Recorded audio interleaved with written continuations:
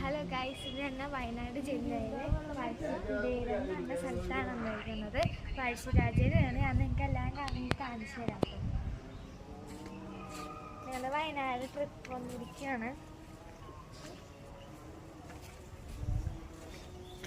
ഇതാണ് നമ്മുടെ പഴശ്ശിരാജയുടെ കുടീരം.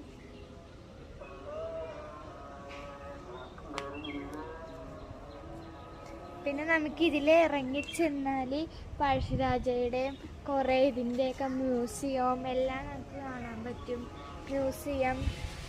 മ്യൂസിയം പിന്നെന്താണ്, പണ്ടത്തെ വാളുകൾ, പണ്ടത്തെ കോയിൻസ് എന്നീ സാധനങ്ങളൊക്കെ നമുക്ക് ഇതിൻ്റെ ഉള്ളിൽ കൂടെ പോയി കാണാൻ പറ്റും. ഇതിൻ്റെ ഉള്ളിൽ കൂടെ പോയി നമുക്ക് ഇറങ്ങി വരും.